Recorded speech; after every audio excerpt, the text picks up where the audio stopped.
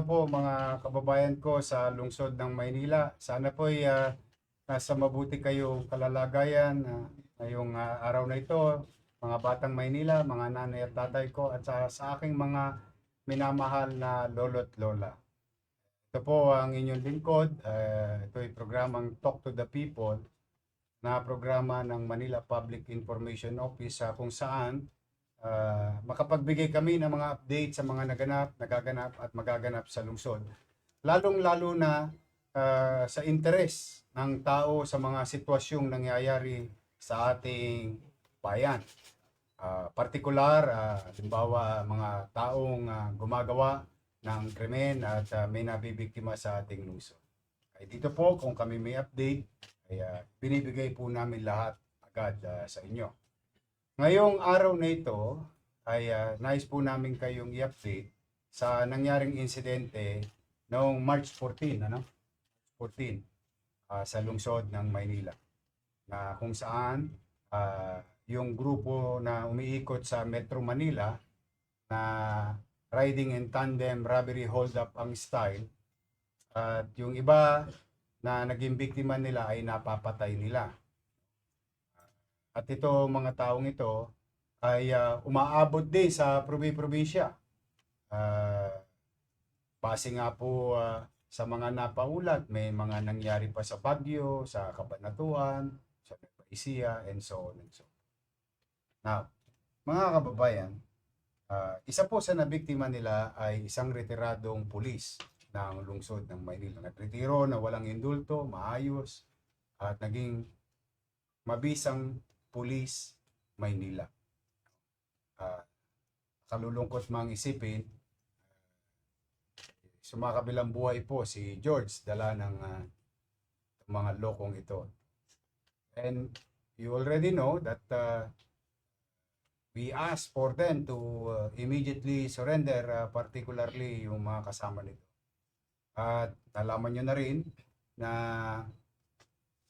yung isa sa suspect ay nagsumuko sa ating pulis at itinuro itong si Albert Madaraog. At dahil po doon sa mga ilang testimonya niya, may contradicting testimonya rin ito, but be that as it may, malugod po naming ipinalam sa lahat ng tagalungsod ng Maynila. At ito'y maging babala naman sa lahat ng kriminal na maaaring pumasok at gumawa ng krimen sa lungsod ng Maynila. Today, we can honestly say, justice is served to the family of Capistrano. Ito po si Albert. Ipakita mo. Yan po yung nasa litrato, nasa CCTV na napanood ng madlang tao o ng taong bayan. At and he was properly identified also by B-Boy na siya yung kasama. Siya po ay kaninang madaling araw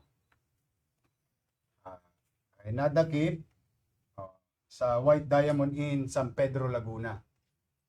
Base na rin sa mga impormasyong ibinigay ng publiko. Kaya ako po, on behalf of the family ng Capistrano family, on behalf of the people of Manila, maraming salamat sa taong bayan na nagbigay ng impormasyon sa amin na ito, nag-check-in sa Nueva Ecija, sa Cabanatuan, paikot-ikot sa Arayat, pati sa San Mateo, kung saan-saan po ito nagpunta at nagbibigay ng impormasyon sa ating kapulisyan ay mga taong bayan.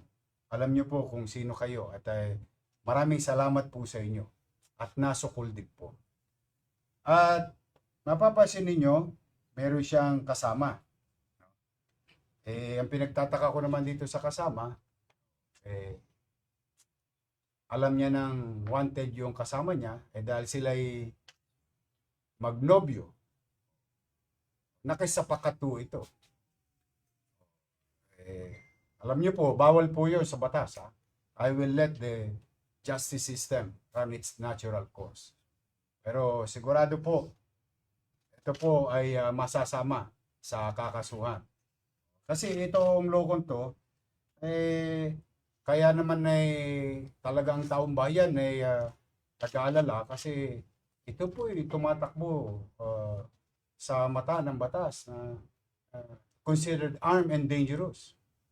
Isang bagay na siyempre kahit naman sinong mamamayan, kapag nakakitaan ng kamukha niya, inuulat sa amin.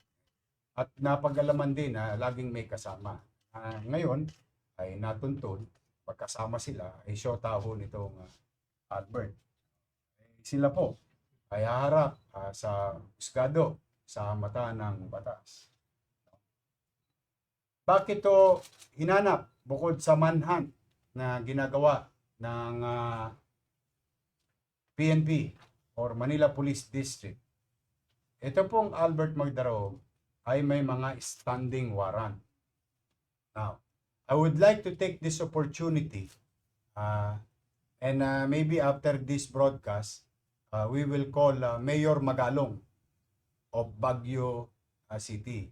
Sapagkat ito'y pinanggigigilan din po ni Mayor Magalong. In fact, may balita po kami na may patong din po to sa ulo o papremyo nga, masasabi, o sa salitang kalsada.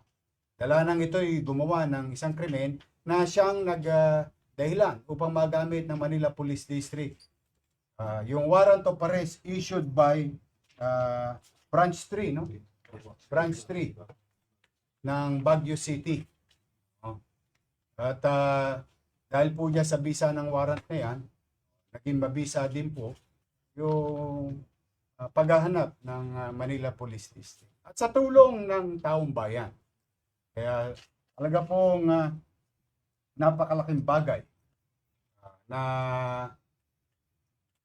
ang kooperasyon ng mamamayan sa ating pulis ay malaking tulong sa pagresolba ng mga krimen at pagbibigay bahagi ng hustisya sa mga biktima nitong mga Tolonges. Ulitin ko po, ang nasa inyong harapan ay si Albert Magdarao, kasama ni B-Boy na suspect. Bagay, inamin yun. Tama, inamin mo na, di ba? Pinaril mo. Ilang beses? 2 beses po. Isa po tumama po sa kamay. Tumama sa kamay mo. Ayan.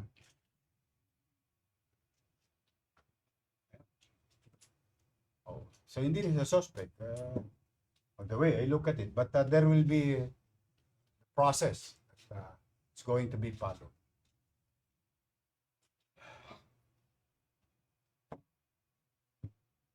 Ito naman babae, hindi ko naman maintindihan.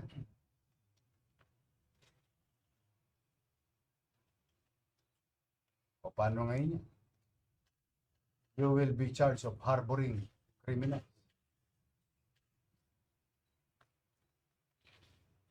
Kilala mo ba si George? Ha? Nakita lang po namin na may suot po siya ng alakad. Yun talaga ang lakad nyo. Opo, yun. Sinong pinuno ninyo? Si B-Boy po talaga yun. Sabi ni Bibo, ikaw daw Hindi eh. po. Sabi ni Bibo, ikaw daw ang mastermind. Lakad ko po talaga, set po talaga lakad. Tapos nagtago po ako nagkaroon po ako ng warrant sa Baguio. Ayun po, habang nagtatago po ako, malakad na po sila dito eh. Sila rin po yung nag-trending dito eh, dati po. Saan? Naglapan po sa Dundo. Anong panahon yun? Po na nagtatago po ako. Anong panahon yun? 2022 ata yun. 2022. Sila rin yung lumakad. No? Opo. Bakit kailangan mo barilin? Bakit dinalawahan mo? Kita ko po kasi may bumubunot po. Bumubunot? Opo. Hindi naman nakabunot si George eh. Hawakan niya po yung baril niya, may maliit yung baril po maliit. Sino nagutos sa'yo na putukan mo ulit? Ito, sa'yo po yung pangalawa po, tumama na po sa akin. Sinira niyo buhay ng pamilya.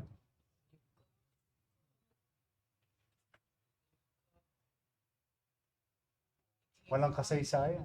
tagal-tagal na naglingkod nun sa Maynila. Buong buhay nun. Para mapangalagaan kayo, kayo rin pala bibiktima sa kanya. Hindi ko po alam na pulis po yun. Kahit alam po na ano, yun po yung suot niya.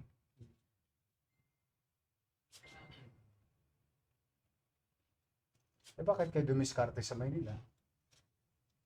Madami daw po kasi dito yun. Madaming ano, may alahas. Mga alahas.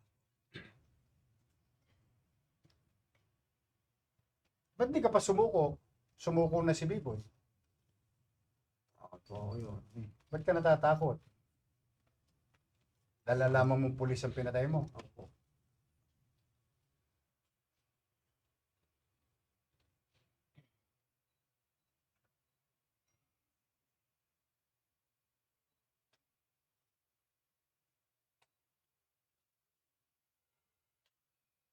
Anyway, ito, taga saan ka na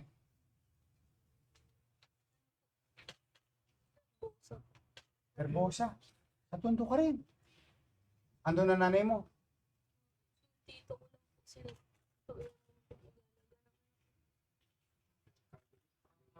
Ha? Sa may alkalde ka?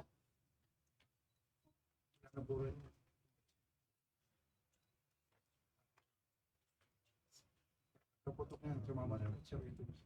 Kasi naman yung bata. Iniwan mo yung anak mo, sumama ka dito.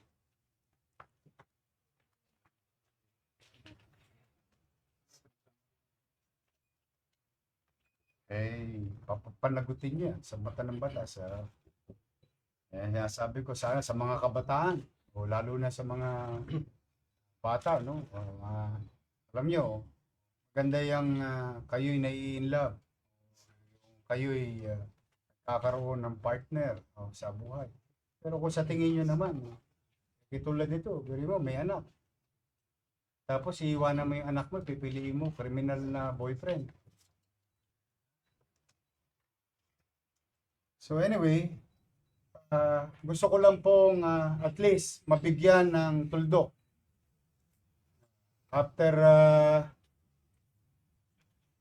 ano ba ngayon? 20, 10 days. 10. 20 ano ngayon? 24. After 8 days. As we have promised, the people of Manila, kami po ay bilang gobyerno at organisasyong pulis. Maaaring hindi perpekto ang aming organisasyon among ourselves. But we guarantee you, we will not tolerate abuse. At the same manner, pagka ginawa ninyo sa Maynila, yung krimen, talaga pong hahabulin namin kayo, whether the following day, mahuli namin kayo 1 week after, 1 month after, 10 years after, it doesn't matter to us.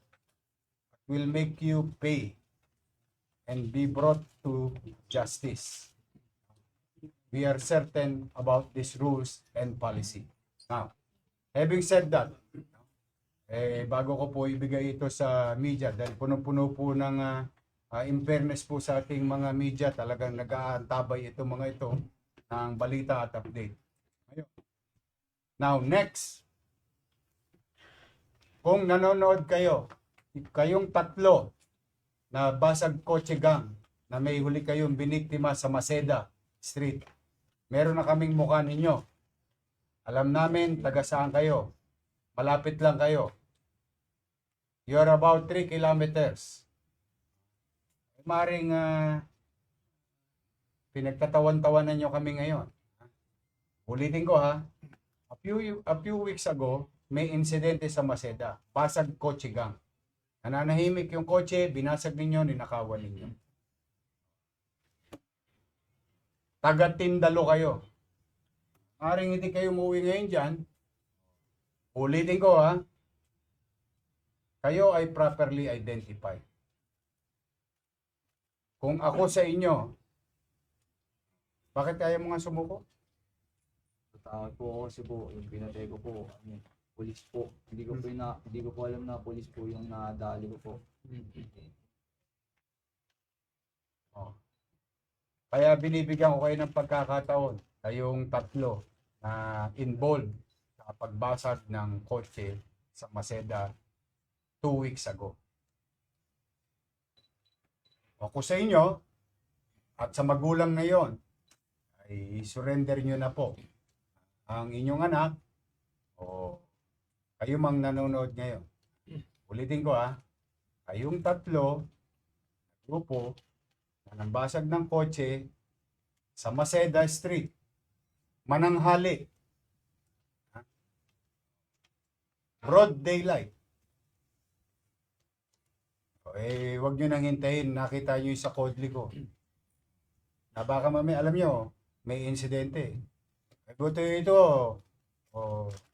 nung nakita ni Anisete, tinaas kagad ang kamay.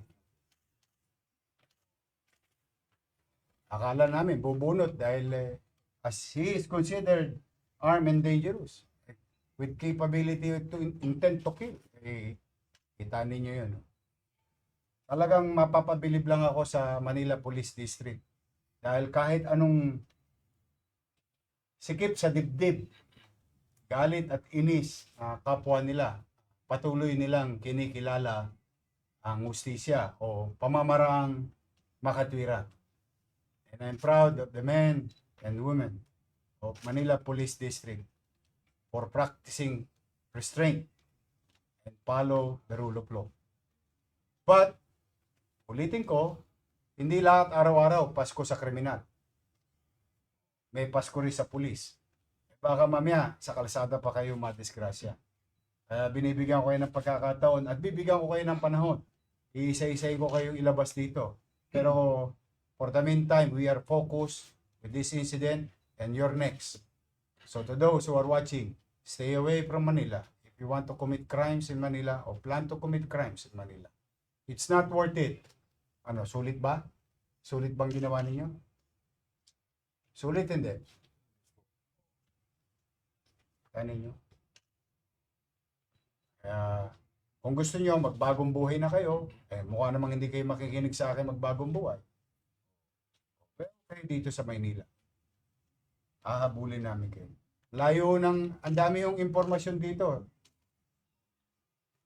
Inabol sa Cabanatuan, inabol sa Arayat, sa Bulacan, sa San Mateo, sa Marikina, punta pa ng Maynila,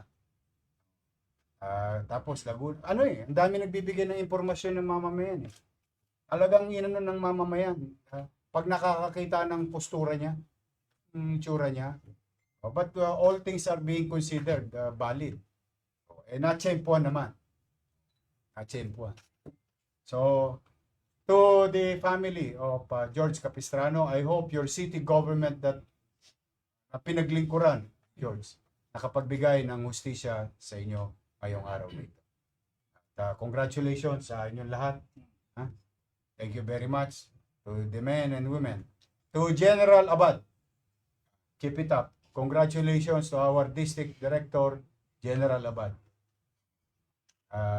May pagmamalaki mo talaga ang iyong mga pulis, Maynila. So for now, ito po ang inyong lingkod. Hanggang dito na muna. Ito po ay medical. Medical na ba ito? Medical na. I-inquest na rin. Sige, for the meantime, we're happy to be of service to the people. Again, pumanatag po kayo in our own little way. As your mayor, hanggat ako po ang alkalde ng lungsod ng Maynila, ay pipilitin ko po sa abot ng aking makakaya 10 ng aking mga kasamahan na naglilingkod sa bayan na ang ating lungsod, baling luma, maging maaliwalas, at panatag ang pamumuhay. Mag-iingat po kayo, at kung meron po mga complainant na sa tingin ninyo ay biktima rin ito, ay maaari po kayo makipagtulungan sa Manila Police District. Magandang araw at pagpalain nawa kayo ng Pong May Kapal. Manila, God first. Thank you.